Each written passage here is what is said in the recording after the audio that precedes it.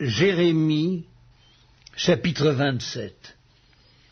Au commencement du règne de Joachim, fils de Josias, roi de Juda, cette parole fut adressée à Jérémie de la part de l'Éternel en ces mots. Ainsi m'a parlé l'Éternel. Fais-toi des liens et des jougs et mets-les sur ton cou. Envoie-les au roi d'Édom, au roi de Moab, au roi des enfants d'Ammon, au roi de Tyr et au roi de Sidon, par les envoyés qui sont venus à Jérusalem auprès de Sédécias, roi de Juda, et à qui tu donneras mes ordres pour leur maître en disant « Ainsi parle l'Éternel des armées, le Dieu d'Israël. Voici ce que vous direz à vos maîtres. C'est moi qui ai fait la terre, les hommes et les animaux qui sont sur la terre, par ma grande puissance et par mon bras étendu, et je donne la terre à qui cela me plaît. Maintenant je livre tous ces pays entre les mains de Nebuchadnezzar, roi de Babylone, mon serviteur. Je lui donne aussi les animaux des champs, pour qu'ils lui soient assujettis. Toutes les nations lui seront soumises, à lui, à son fils et au fils de son fils, jusqu'à ce que le temps de son pays arrive, et que des nations puissantes et de grands rois la servissent. Si une nation, si un royaume ne se soumet pas à lui, à Nebuchadnezzar, roi de Babylone, et ne livre pas son cou au joug du roi de Babylone, je châtierai cette nation par l'épée, par la famine et par la peste, dit l'Éternel, jusqu'à ce que je l'ai anéanti par sa main. Et vous, n'écoutez pas vos prophètes, vos devins, vos songeurs, vos astrologues, vos magiciens, qui vous disent « Vous ne serez point asservis au roi de Babylone », car c'est le mensonge qu'ils vous prophétisent, afin que vous soyez éloignés de votre pays, afin que je vous chasse et que vous périssiez. Mais la nation qui pliera son cou sous le joug du roi de Babylone et qui lui sera soumise, je la laisserai dans son pays, dit l'Éternel, pour qu'elle le cultive et qu'elle y demeure. J'ai dit entièrement les mêmes choses à Sédécias, roi de Juda. Pliez votre cou sous le joug du roi de Babylone, soumettez-vous à lui et à son peuple, et vous vivrez. Pourquoi mourriez-vous, toi et ton peuple, par l'épée, par la famine et par la peste, comme l'Éternel l'a prononcé, sur la nation qui ne se soumettra pas au roi de Babylone? N'écoutez pas les paroles des prophètes qui vous disent « Vous ne serez point asservis au roi de Babylone », car c'est le mensonge qu'ils vous prophétisent. Je ne les ai point envoyés, dit l'Éternel, et ils prophétisent le mensonge en mon nom, afin que je vous chasse et que vous périssiez, vous et les prophètes qui vous prophétisent. J'ai dit aux sacrificateurs et à tout ce peuple, ainsi parle l'Éternel, n'écoutez pas les paroles de vos prophètes qui vous prophétisent, disant, voici, les ustensiles de la maison de l'Éternel seront bientôt rapportés de Babylone, car c'est le mensonge qu'ils vous prophétisent. Ne les écoutez pas, soumettez-vous au roi de Babylone, et vous vivrez. Pourquoi cette ville deviendrait-elle une ruine?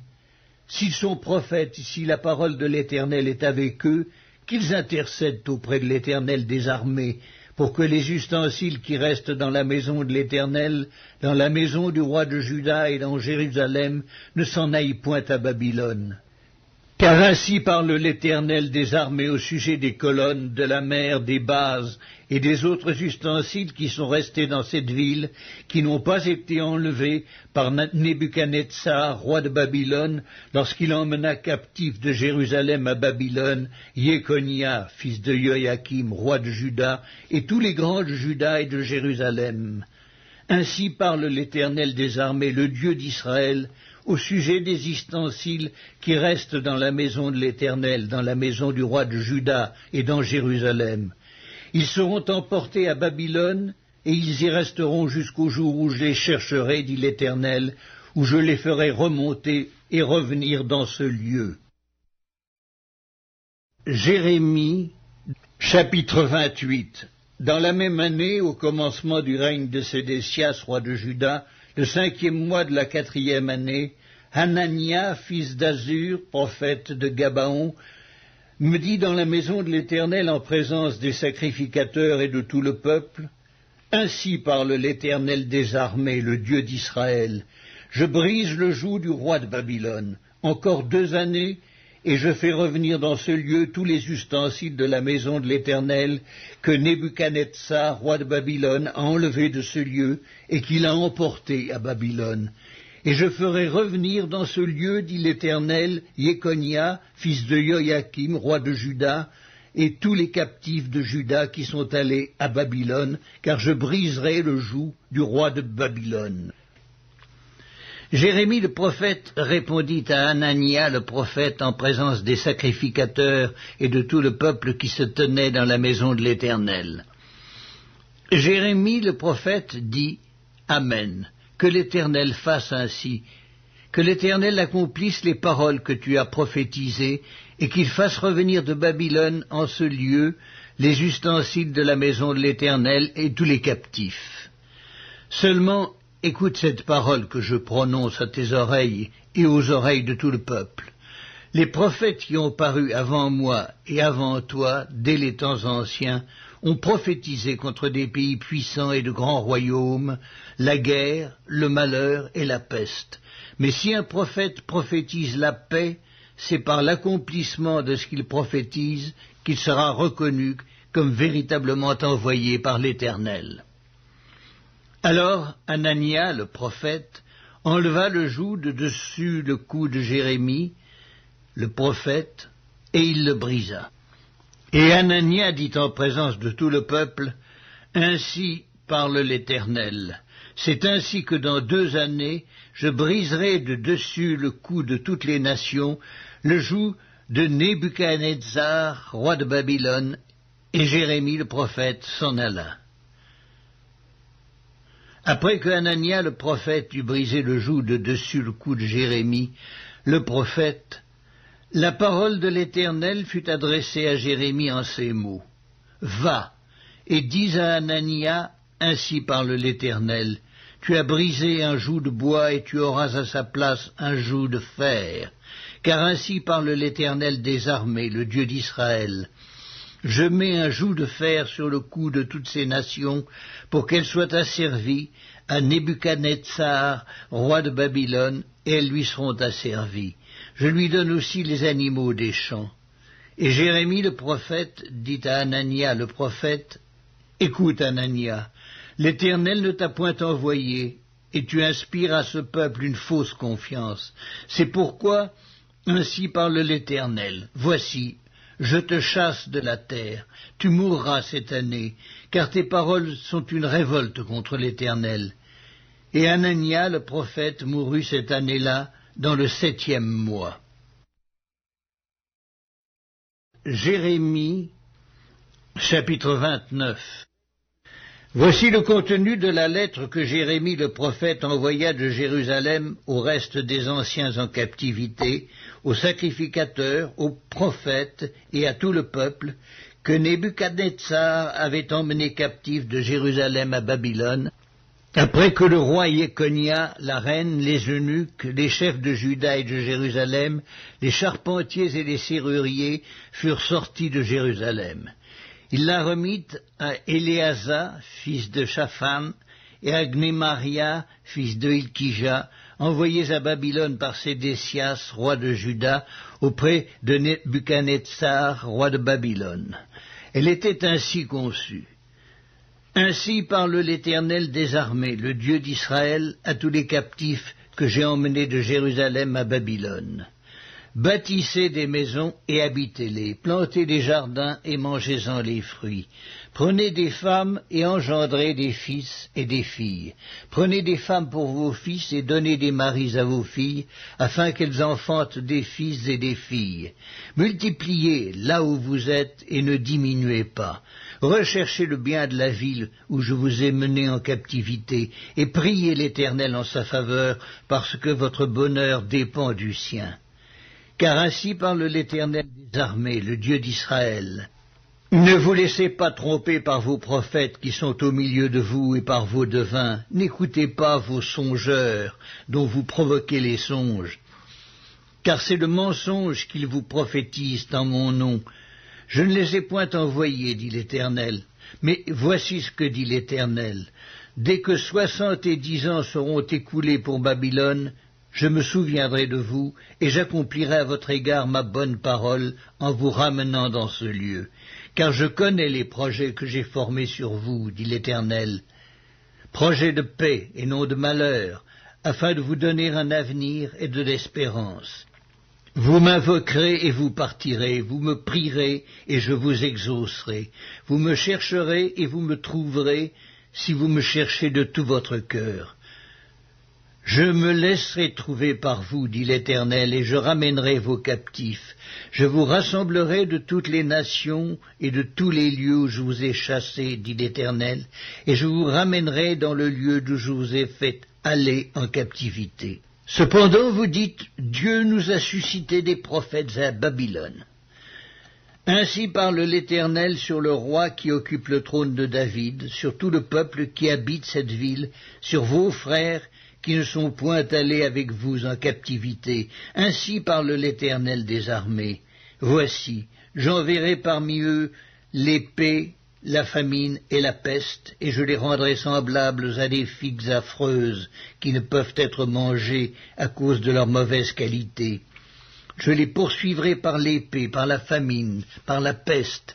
Je les rendrai un objet d'effroi pour tous les royaumes de la terre, un sujet de malédiction, de désolation, de moquerie et d'opprobre parmi toutes les nations où je les chasserai, parce qu'ils n'ont pas écouté mes paroles, dit l'Éternel, eux à qui j'ai envoyé mes serviteurs, les prophètes, à qui je les ai envoyés dès le matin, et ils n'ont pas écouté, dit l'Éternel. Mais vous, écoutez la parole de l'Éternel, vous tous, captifs que j'ai envoyés de Jérusalem à Babylone. Ainsi parle l'Éternel des armées, le Dieu d'Israël, sur Akab, fils de Kolaïa, sur Sédécias, fils de Maaséja, qui vous prophétise le mensonge en mon nom. Voici, je les livre entre les mains de Nebuchadnezzar, roi de Babylone, et il les fera mourir sous vos yeux. On se servira d'eux comme d'un sujet de malédiction parmi tous les captifs de Juda qui sont à Babylone. On dira que l'Éternel te traite comme Sédécias et comme Akab, que le roi de Babylone a fait retirer au feu. Et cela arrivera parce qu'ils ont commis une infamie en Israël, se livrant à l'adultère avec les femmes de leurs prochains, et parce qu'ils ont dit des mensonges en mon nom, quand je ne leur avais point donné l'ordre. Je le sais, j'en suis témoin, dit l'Éternel. Tu diras à Shemaïja, né qu'Élamite, ainsi parle l'Éternel des armées, le Dieu d'Israël. Tu as envoyé en ton nom à tout le peuple de Jérusalem à Sophonie, fils de Maaséja, le sacrificateur, et à tous les sacrificateurs une lettre ainsi conçue. L'Éternel t'a établi sacrificateur à la place de Yehoiada, le sacrificateur, afin qu'il y ait dans la maison de l'Éternel des inspecteurs pour surveiller tout homme qui est fou et se donne pour prophète, et afin que tu le mettes en prison et dans les fers. Maintenant, pourquoi ne réprimes-tu pas Jérémie d'Anathoth, qui prophétise parmi vous, qui nous a même envoyé dire à Babylone, elle sera longue, la captivité, bâtissez des maisons et habitez-les, plantez des jardins et mangez-en des fruits. Sophonie, le sacrificateur, lut cette lettre en présence de Jérémie le prophète. Et la parole de l'Éternel fut adressée à Jérémie en ces mots. Fais dire à tous les captifs, ainsi parle l'Éternel, sur Shemaïja, né qu'Élamite, parce que Shemaïja vous prophétise sans que je l'ai envoyé, et qu'il vous inspire une fausse confiance. Voici ce que dit l'Éternel, je châtierai Shemaïja, né qu'Élamite, et sa postérité. Nul des siens n'habitera au milieu de ce peuple, et il ne verra pas le bien que je ferai à mon peuple, dit l'Éternel, car ces paroles sont une révolte contre l'Éternel.